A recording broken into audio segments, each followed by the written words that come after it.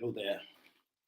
My name is Olatunji Shobodu, and you are welcome to Leadership in 30 Minutes. Leadership in 30 Minutes.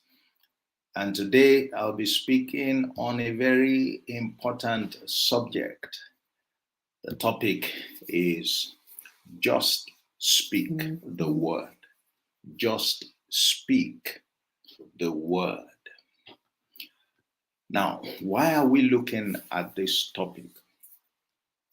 The word of the leader, I always insist, is the most important instrument in the hands of a leader. Your word as a leader is your most important instrument. Your word as a leader is your most important instrument. Now, if that is your most important instrument, then you are under obligation. If you know what's good for you, if you are wise, to learn how to make effective use of your word. Your word is your power.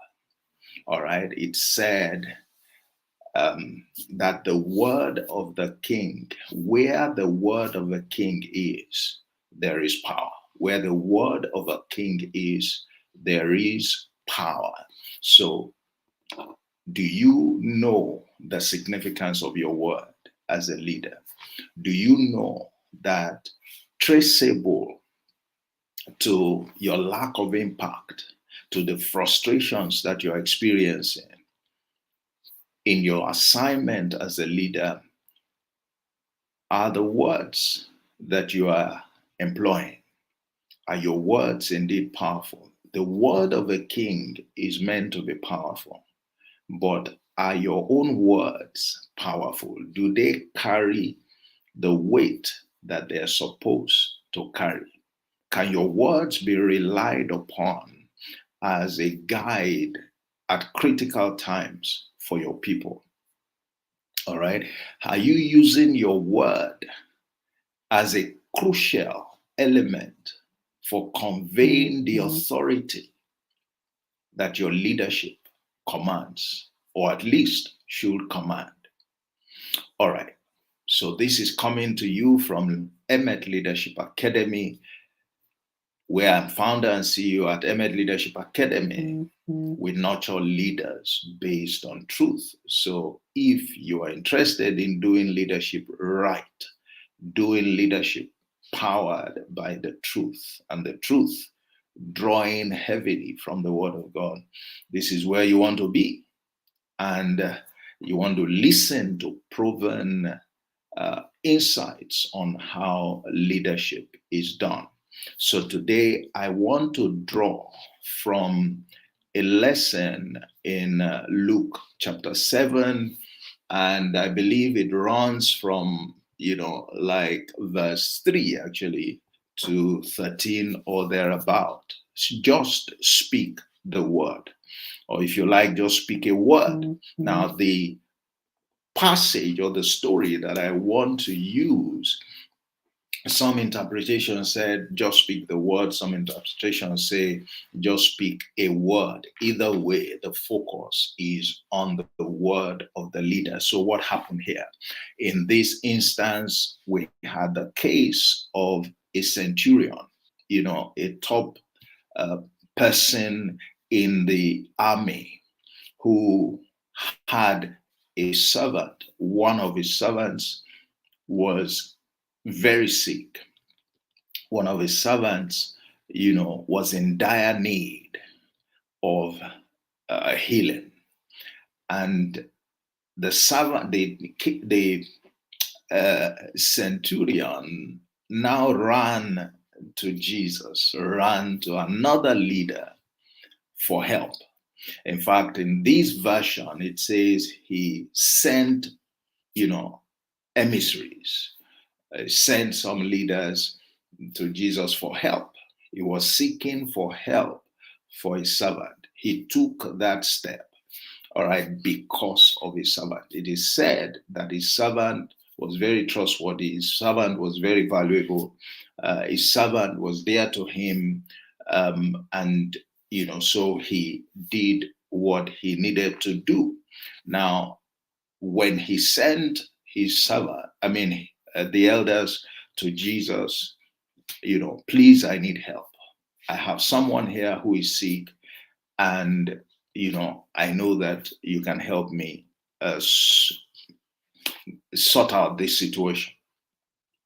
And then, of course, Jesus, having respect for him as a leader in his own right, said, yes, okay, I would come and do that. But he then, while he was on his way, he then sent another group to him to say, sir, you don't bother coming to my place. I don't deserve to have you come to my place. All I need for you is to speak the word. Mm-hmm. And, all that the challenge that I have at hand will be resolved. He said, just speak a word, or just speak the word. He said, because I understand something in particular. I understand authority. I understand the power of words.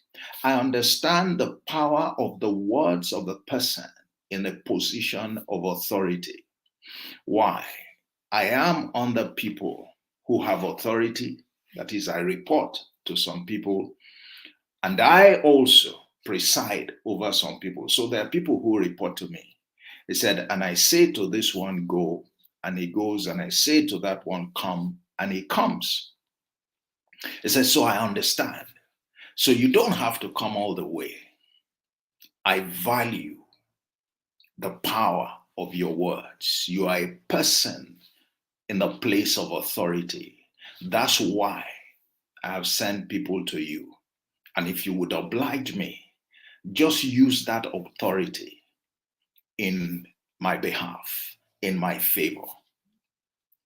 And then, having had that, Jesus said, wow, I haven't seen anyone with that kind of faith.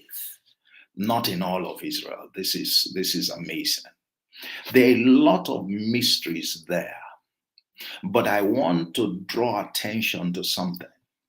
And that's the fact that, first of all, leaders also need help. All right. It's often said a leader doesn't need to know everything. A leader doesn't need to know everything. And I agree, a leader doesn't need to know everything. But I insist that as far as leadership is concerned, a leader needs to know much more about leadership than the people who are reporting to you. Because as a leader, your job is to lead, is to provide leadership. So if people know more than you about the business of providing leadership, you are not supposed to be the leader. You're not supposed to be the leader. All right. So there is a heavy responsibility on you as a leader to live up to your leadership or your claim to leadership. And one of the ways you do that is that in every situation, you must know how to resolve the matter at hand. You must know how to resolve the matter at hand. If you don't know how to resolve the matter at hand, is it the people who are looking up to you for leadership that will know how to resolve it? That's why I like, the statement that, was made in John 6 and verse 6, where Jesus was going to feed, the 5,000. And we were told that he himself knew what he would do. A leader must know what to do. All right. So in this particular instance, the centurion as a leader could not handle that situation. It was beyond his capability. So leaders can face situations where by themselves they cannot resolve. They cannot resolve. There is no action that they can take to deal with what is at hand. But that doesn't make them useless. That need not undermine their leadership ability. Why do we say that? Because they can always look up to someone else for help, for support. That's what the centurion did. That's why I also always insist that every leader has a leader. Every leader should have a leader consciously. Every leader should have a support system of leaders that you can look to when you have no capacity to handle what is before you. And there will be instances like that, just like the instance that this man was in. Now, you could look at that also as some kind of shortcoming.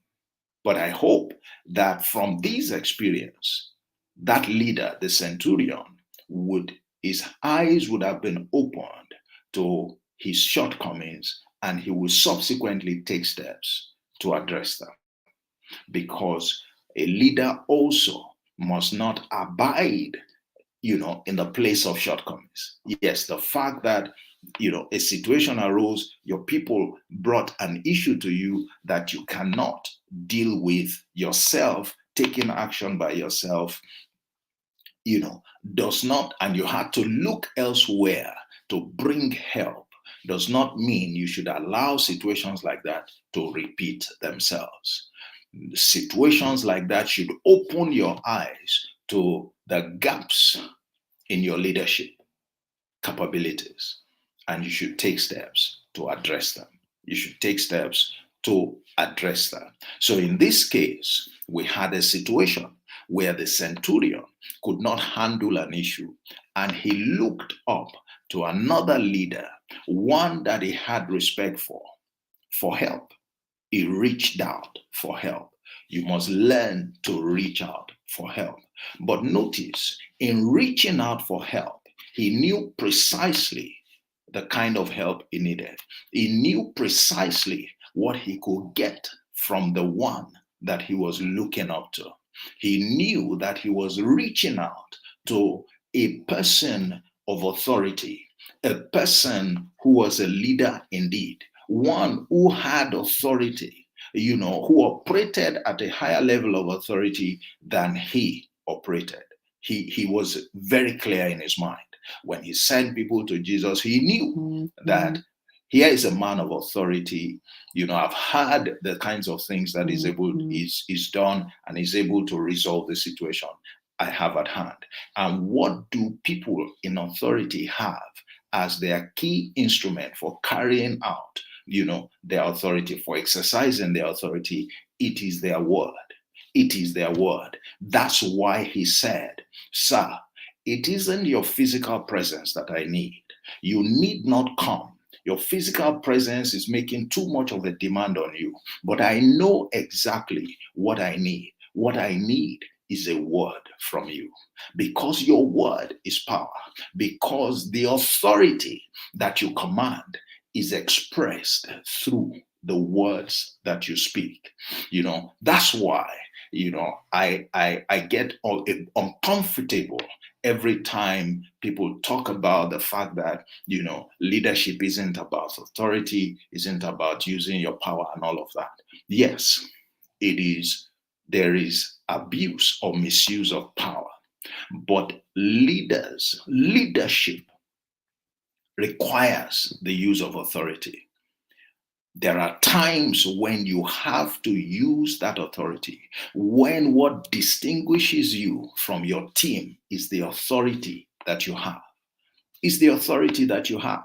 The word of a leader are not intended to be ordinary words. They are words of power. That's why, and they are words that are deployed for addressing different challenges. Your people, if they know what is good for them, they should pay more attention to your words, because without understanding your words, they cannot even understand your example. So we often say, people pay attention to your example more than what you say. The truth is that your examples are of little relevance without your words. Why? Because I can look at what you do, but never understand why you do it. And that's not the way to learn. The way to learn is to understand what is behind your actions. That's when your example can benefit me. Otherwise, if all I'm doing is to observe you, then I will replicate some of the things that you are doing in wrong situations. And I can get myself into trouble. I can be frustrated because I may not get your result. I can get a reaction that I never bargained for just because I didn't understand why you were doing what you were doing. So the word of, authority is important. Is important. And therefore, many times when you have your people, when they face challenges in the course of their assignments, in the course of working with you, just like, there was a challenge with this servant, and he looked up to the centurion, his leader, for help. When that happens, usually a word from you, your word is what is required to resolve those issues. Usually, typically, it is what you say, it is the instructions you give, it is the principles you express, it is the corrections that you provide. And in some cases, it may even be, a word of discipline, or if you like, to chastise the people. Those are 4 different ways by which your words can be used to provide support, to provide help for those who look up to your leadership. And that's what Jesus demonstrated. That's what this leader, the centurion, looked up to Jesus for. He said, "Sir, just speak the word. This matter I know is not beyond you. That's why I have run to you. It's beyond me, but it's not beyond you. Thank God that I know you and I can approach you." All right? And he spoke the word. He operated in the place of his authority as a leader. He did not fail. He didn't disappoint the one who was looking up to him. On the one hand, in a sense, the centurion disappointed his servant. Why? Because he couldn't handle the issue by himself. But on the other hand, he made up for that disappointment because he reached out to a higher leader. He reached out to a higher level of authority to get help. And that's how true leaders operate. That's how true leaders operate. And like I said, in reaching out, he wasn't asking for anything. He was asking for the most powerful thing. He was asking for something that the leader has that always resolves every problem. He was asking for a word. That word could be a word of counsel. That word could be a word of encouragement. That word could be a demonstration of power. That word could come in various dimensions or colorations. But it was enough. It contained what was required to resolve the issue at hand. It can be frustrating when you're in the place of leadership and your people present problems to you and you have no words to resolve them. It's pathetic if you have no one to turn to receive support from, to resolve them. There is so much in this story. Let me speak to the issue of how to benefit from the word of a leader that's in the place of authority. A word from a leader who understands his authority and the power of his or her words. A leader who knows how to use his or her words. He said, Jesus said one thing there. He said, he marveled. He said, I haven't seen anyone with this kind of faith. So the point is, You benefit from leaders and from the word of a leader when you believe in the leader, when you believe in that word. The word won't work if you don't believe. And believing in that word means you accept it and you act on that basis as though that's all you need to resolve the issue that you have. And that was the disposition. Now, why did Jesus marvel? Because it is not common to find people who believe in the leader. Leaders have to work to get their people to believe in them. Because until your people believe in you, they will not fully commit to you. Until they fully commit to you, you can't get the best out of them. You can't make the most impact on them. And therefore, the results that you can achieve together with them will be limited.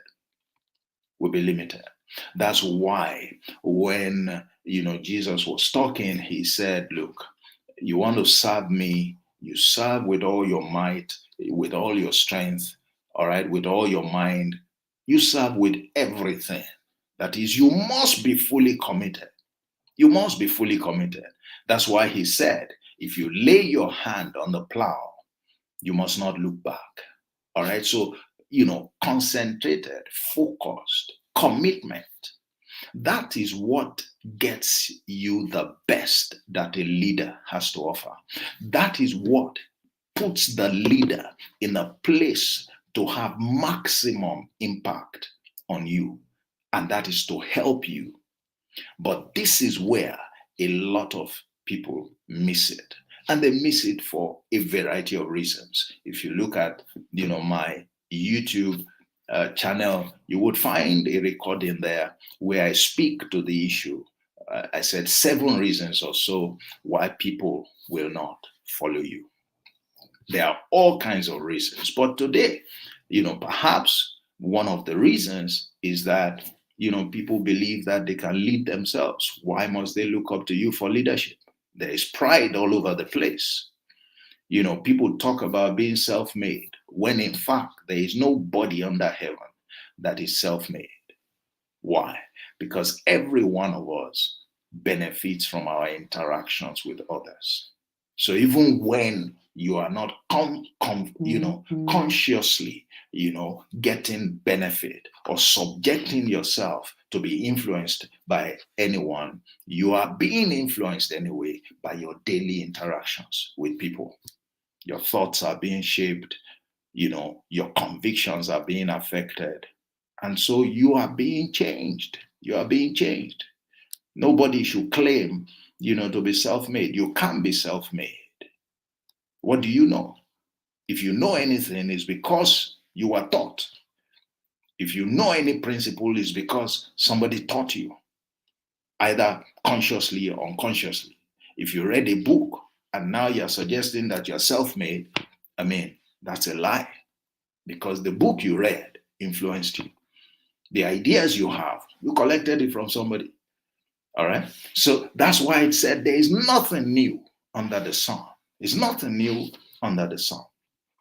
Okay? So, there are reasons today. It's tough today as a leader to get people committed to you. But therein lies the challenge of leadership. Therein lies the challenge of leadership. So when you find people, who trust you, who have faith in you, who have confidence, who are confident enough to say, sir, don't come, just speak. Just give me a word of counsel. Just tell me what exactly to do. Just speak to my situation. You would marvel because it's not normal. And this was a person that hadn't even been interacting, with Jesus for any appreciable amount of time.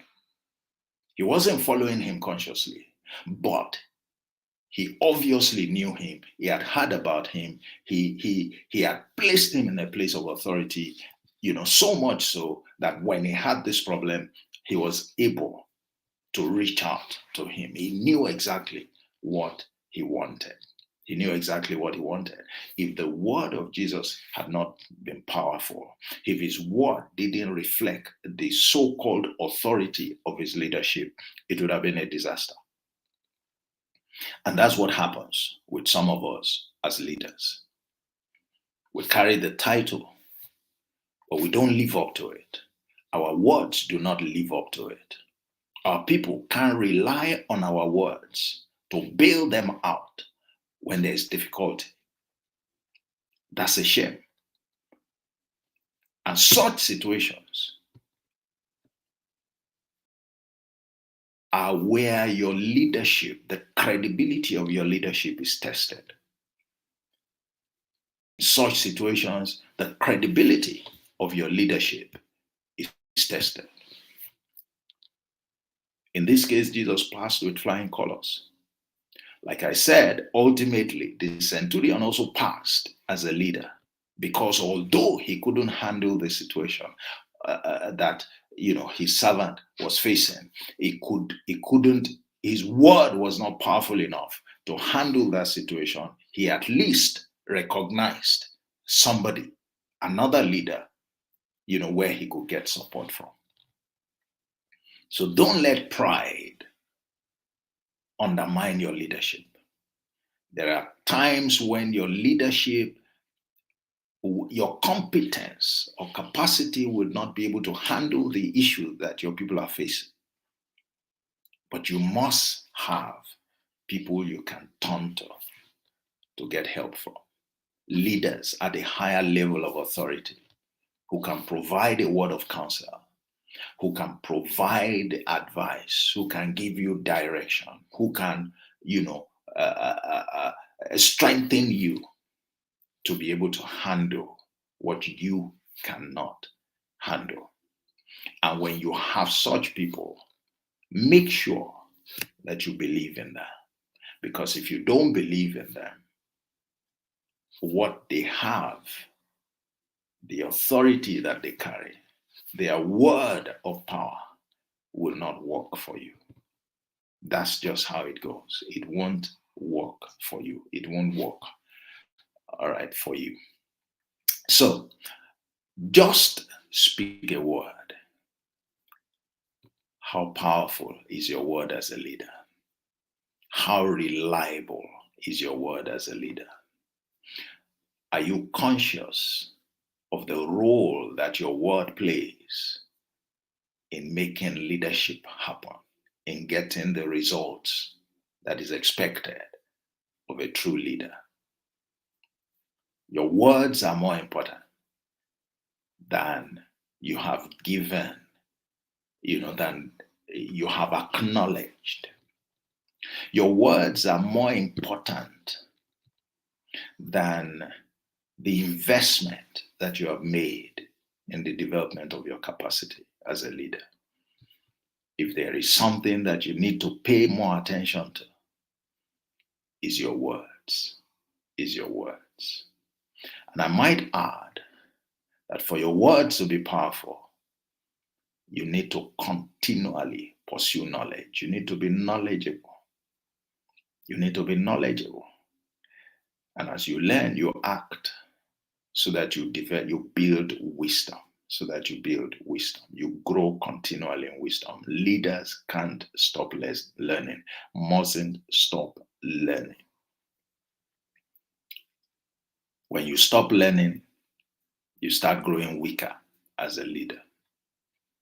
And nothing is more worrisome, nothing could be more shameful than for a leader to have no answer when those who are following you are looking up to you.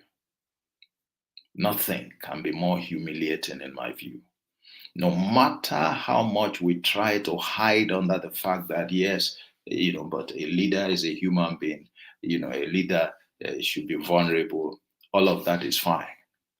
But what your people want from you as a leader is solution, is not excuse. It's not excuse. The centurion could have told the guy, I'm not a doctor. These things, I mean, I'm limited. This is not my area. All right. This is health we're talking about here. Okay. He could have said that. He had a lot of reasons. So I said, look, this, I'm just helpless in this circumstance. And in that case, he will watch his servant die. But he didn't do that. Why? Because he wasn't helpless. He had a structure. He knew exactly what to do. That yes, I may be helpless. All right. There may even be no hospitals. But I know somebody who operates at a level of power, who is a leader beyond my level, and that I can run to and get help from. And ultimately, who resolved the issue? He was the one that resolved the issue.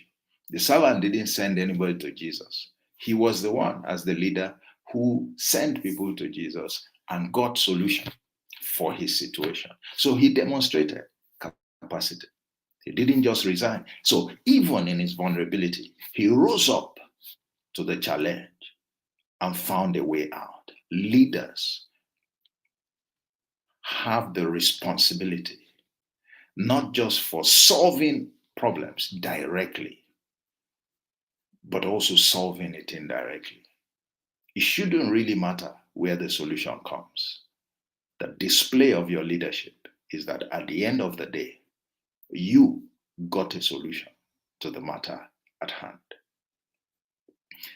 And more often than not, the solution comes by way of a word, the word of a leader who is operating from a place of authority, who is operating from a place of authority. And my final word, let nobody suggest to you that a leader does not require authority. There is power, there is authority, but there is power in authority as well. The leader needs both. You need both. Yes, leadership is not about title, but a leader without authority cannot be very effective. You can't be very effective. All right. So that's it for today. And I hope that it's been time well spent for you, 30 minutes speaking to another issue of leadership. And I hope, this benefits you. Once again, if you are not yet subscribed to the channel, please go ahead and subscribe. Hit the subscribe button so that you will be notified ahead of this broadcast. I speak on Leadership Monday at same time, and there I just hand out a nugget that will help you do leadership right for the week.